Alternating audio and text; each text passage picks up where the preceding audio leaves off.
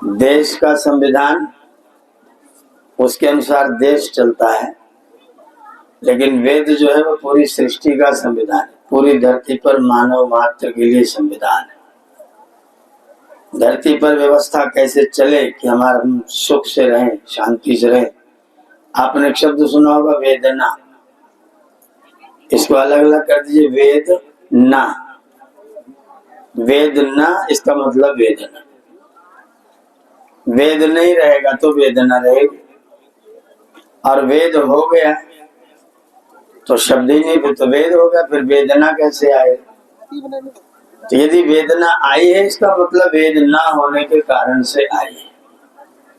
वेद आ जाएगा तो वेदना नहीं रहेगी।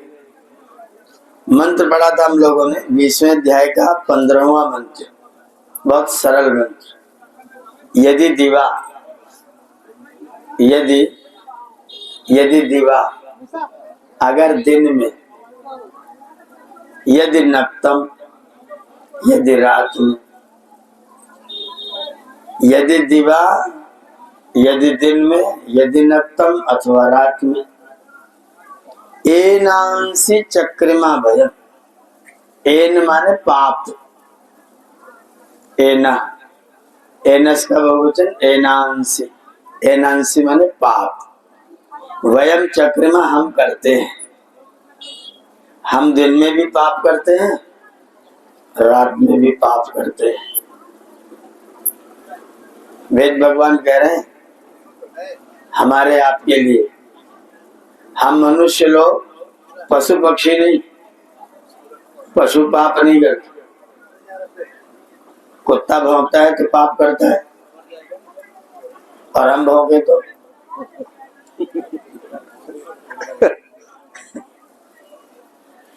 व्यर्थ की बात बोलना भौंकना ही है, जिसका कोई अर्थ नहीं, इसका कोई प्रयोजन नहीं है, वो बोलना तो वैसे ही। कुत्ते को भौंकने का पाप नहीं लगता। आप गाय का गोबर निकाल रहे हो और वो झटके से एक लात मार दे तो पाप लगे नहीं लगे? नहीं लगे। इसलिए नहीं लगा क्योंकि अगर उस दिन ना मार पाई तो अगले दिन सोच के नहीं मारती, और आप अगर आज ना मार पाए तो कल सोच के मारेंगे कि नहीं मारेंगे? जो योजना बना के कर सकता है वही पाप है।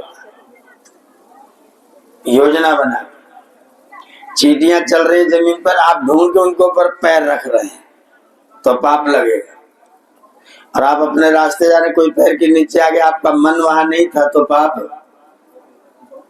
मन नहीं था तो पाप नहीं लगेगा, मन है तो पाप लगेगा।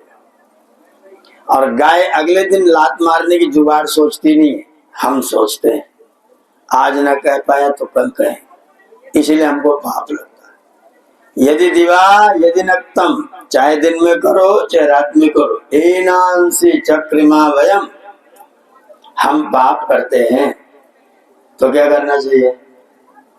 वायुर्मा तस्मात् एनशः, तस्मात् एनसा मां वायु, उस पाप से मुझको वायु विश्वान मुंचतु, हमको छुड़ा देगा।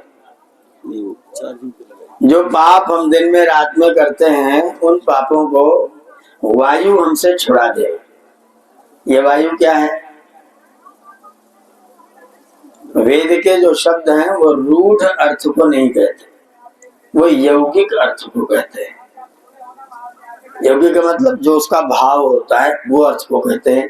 और लोक में आप इस उदाहरण से समझ सकते हैं, एक व्यक्ति का नाम है गोपाल, शब्द का अर्थ क्या है?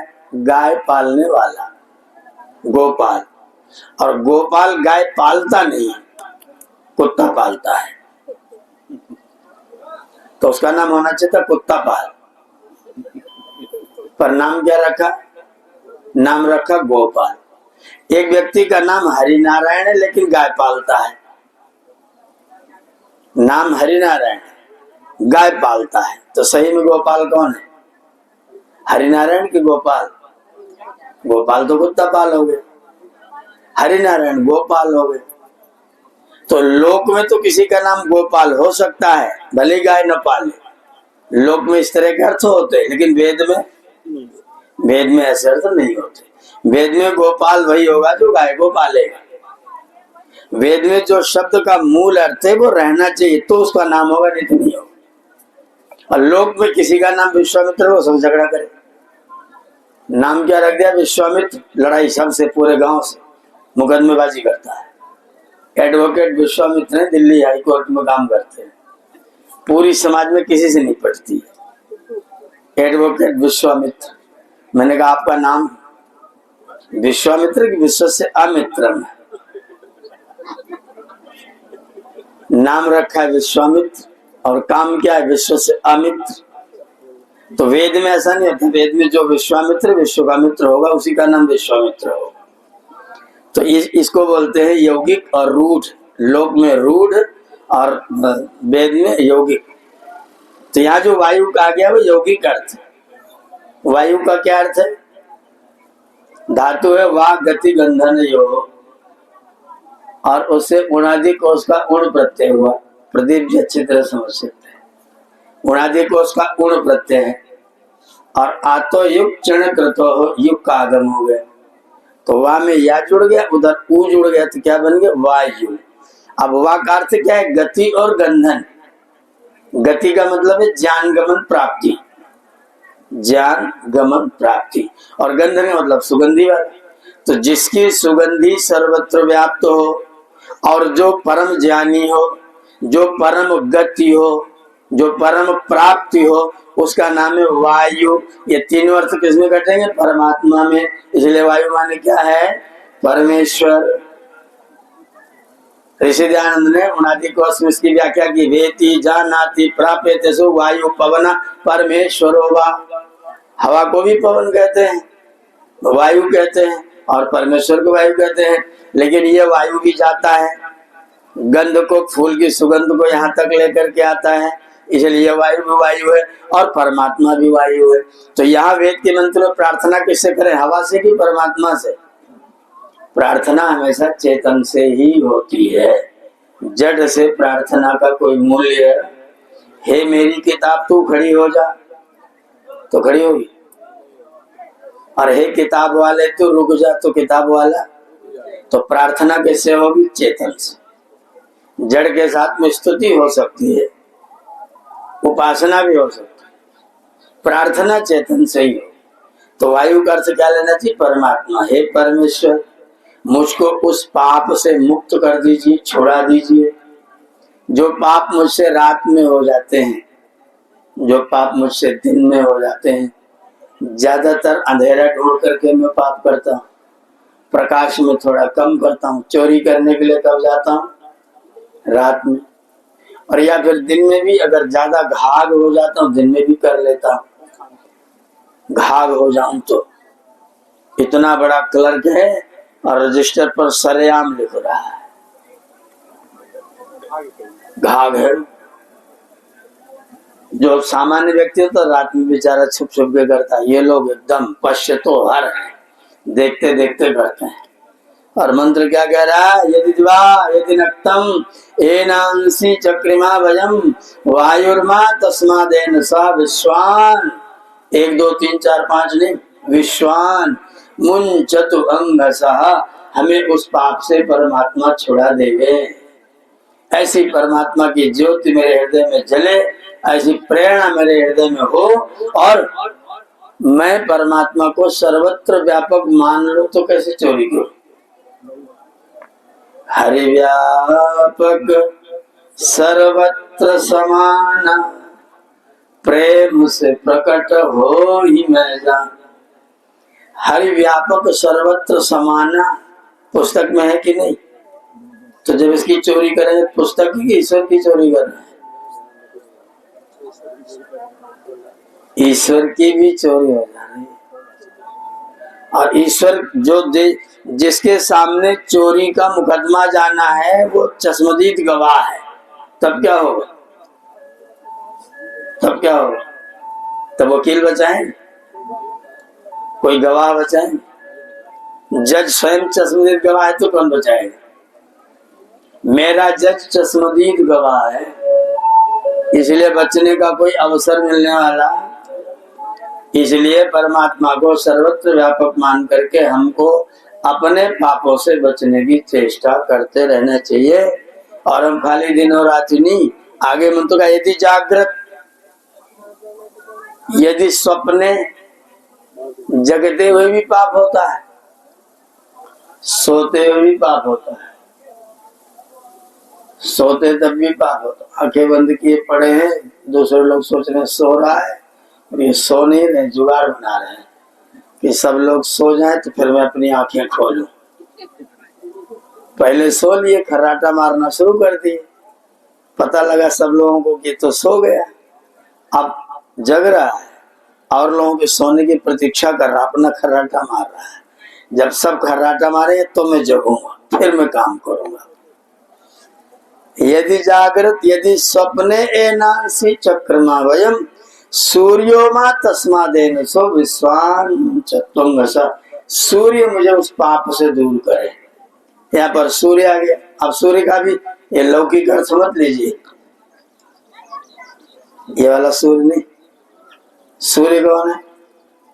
श्रीगत धातु से क्या प्रत्यय हुआ तो सूर्य बना। राज सूर्य सूर्य कृष्ण पच्चा विद्या, इतना बड़ा सूत्र पाणिनि व्याकरण का।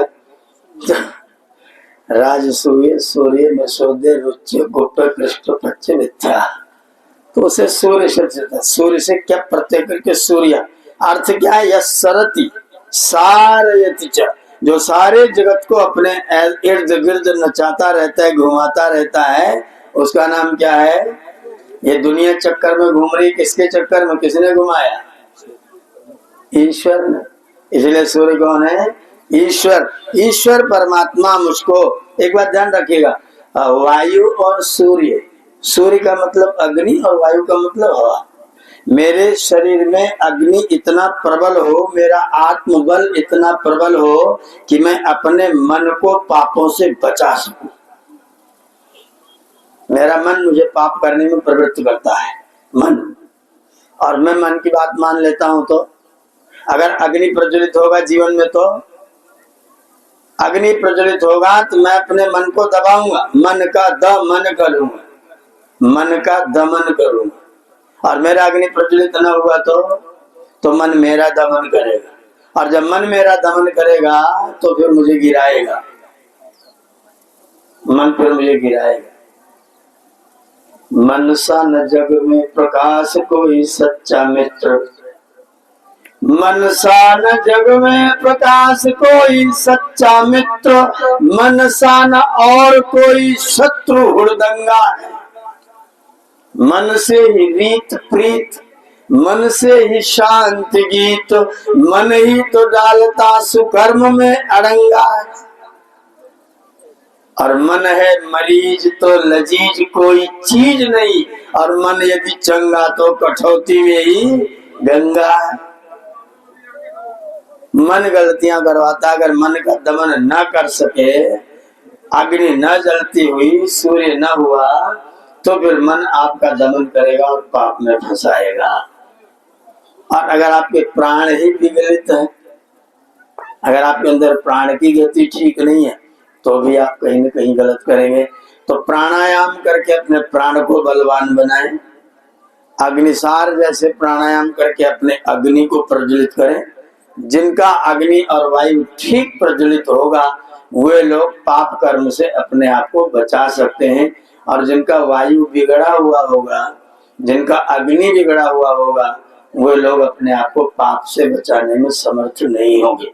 उनको परमात्मा भी बचाना चाहेंगे तो मुश्किल होगी। जो विद्यार्थी ना पढ़ना चाहे, उसको कोई अध्यापक पढ़ा सकता है? जो विद्यार्थी ना पढ़ना चाहे, उसको कोई विद्यार्थी नहीं पढ़ा सकता।